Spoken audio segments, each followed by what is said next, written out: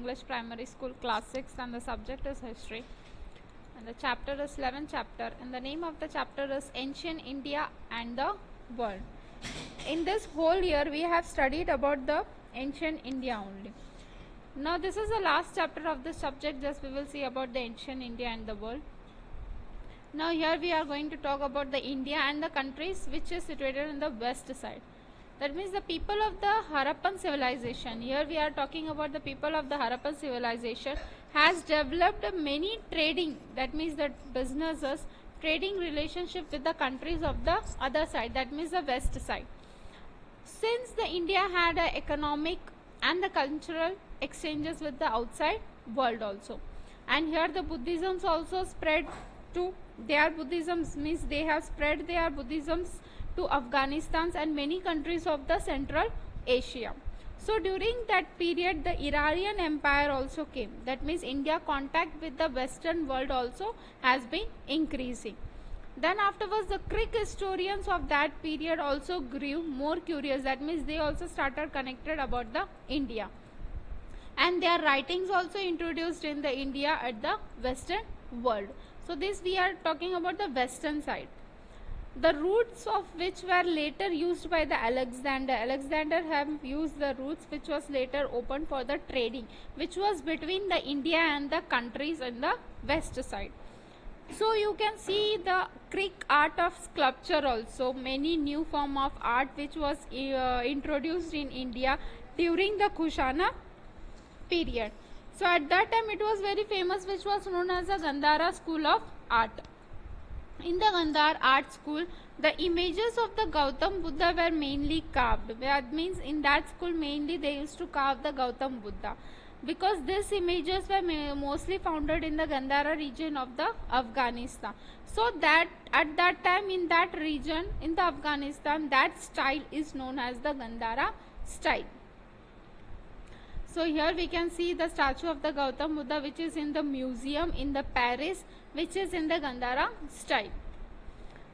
So here is also the sculpture we can see in the Gandhara style, that is the stupa in the Hada in Afghanistan. It is the Greek costumes, apora and the musical instruments which was used in this picture. That means the features of the statues which was made of this style was similar to those of the Greek people. And the earlier the coins which was minted in India were also like the Greek coins.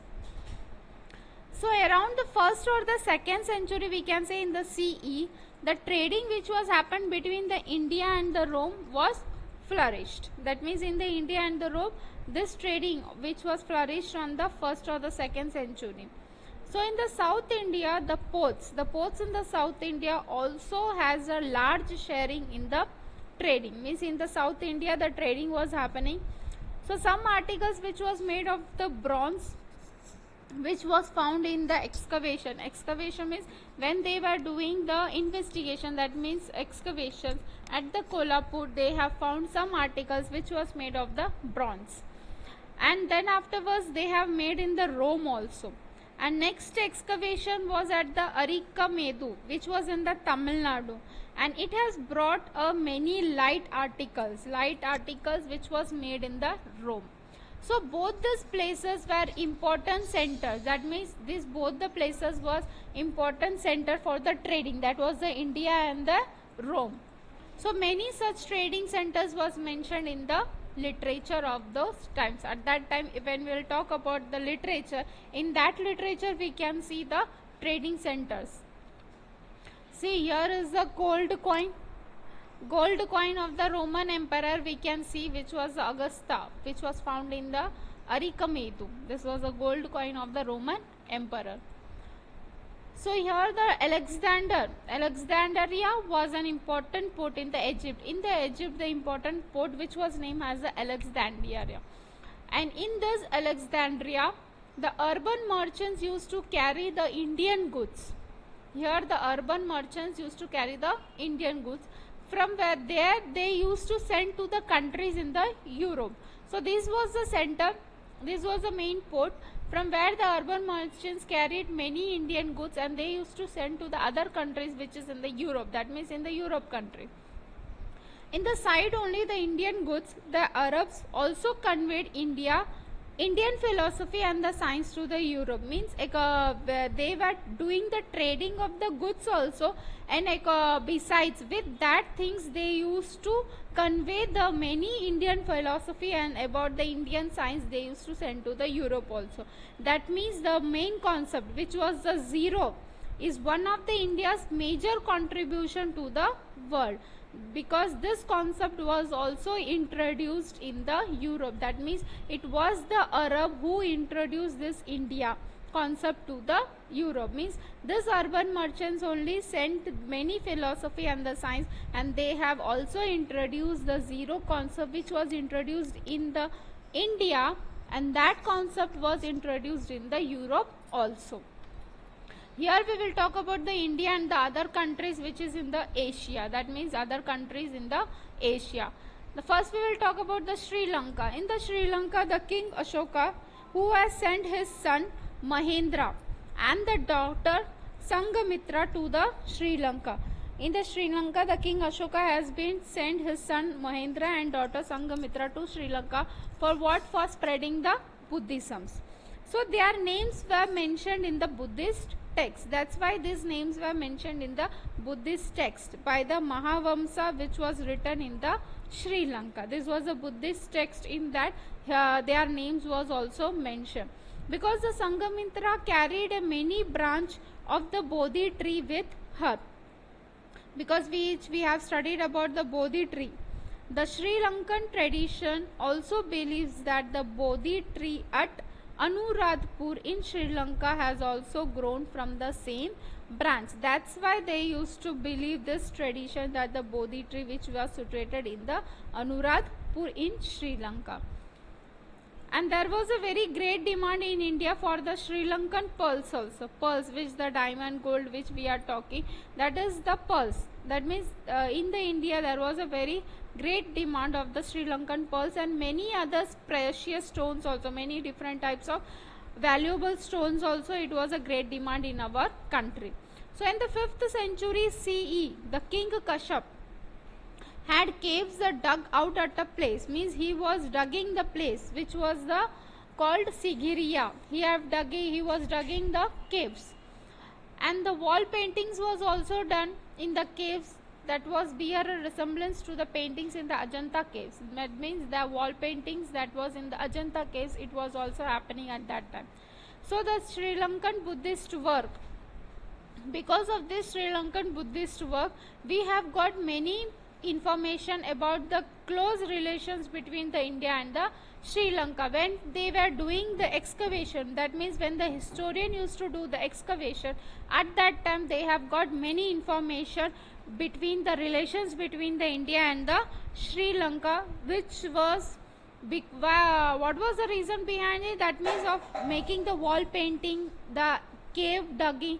This was because of this only they used to provide the information. The Sri Lankan Buddhist work was the Deepa Vamsa and the Maha Vamsa, and this relation and this information which was written in the Pali language.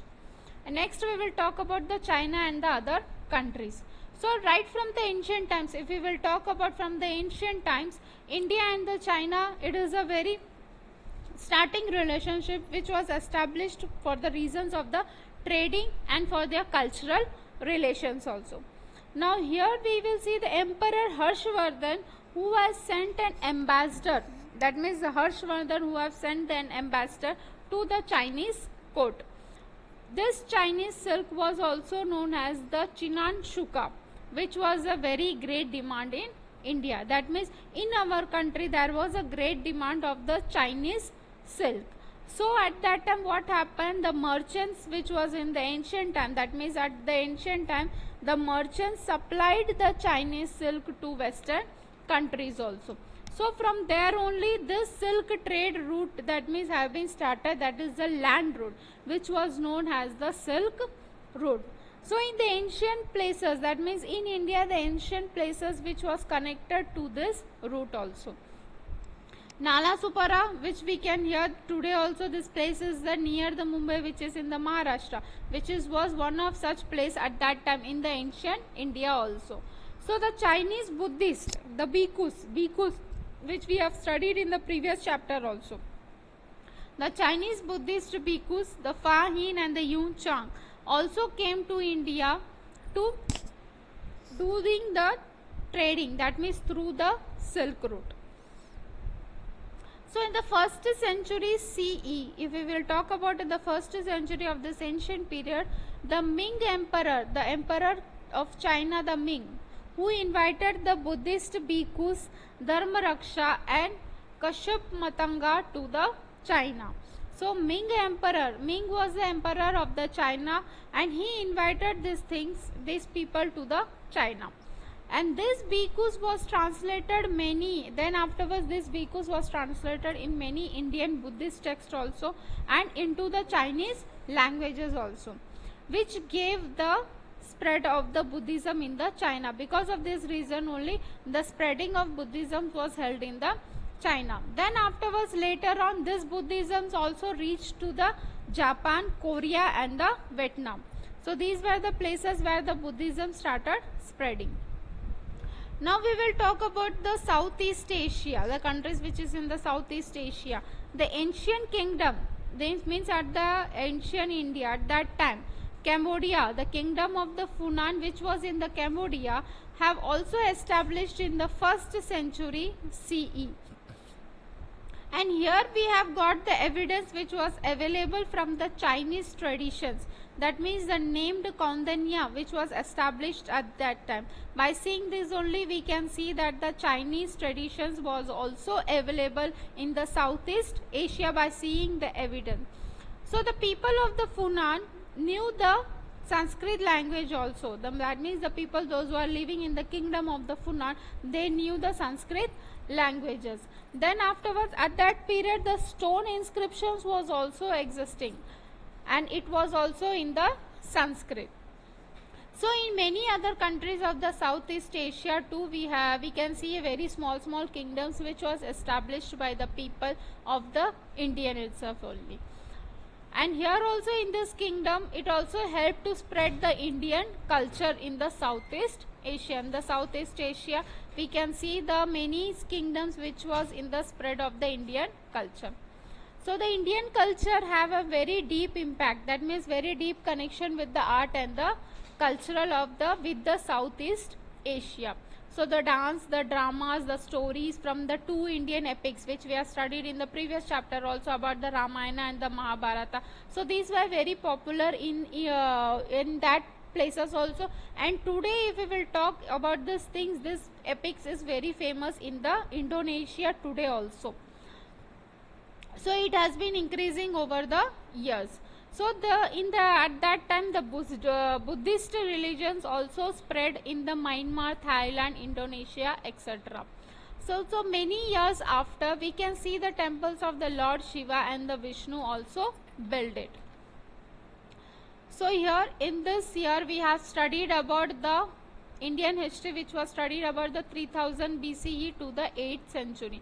Now in the next year, that means in the class 7, we will study about the history from the 9th century. Everyone have to remember this, everything we have studied about the ancient period, that means the history's first period which is ended till the 8th century. Now we will talk about in the next year, that is the next 7th standard, that will start from the 9th century to the 18th century, and this period is known as the medieval period. That means the medieval history, that means after next year the 7th standard you will study about the medieval history. So this whole year you have studied about the ancient period, that is the ancient history.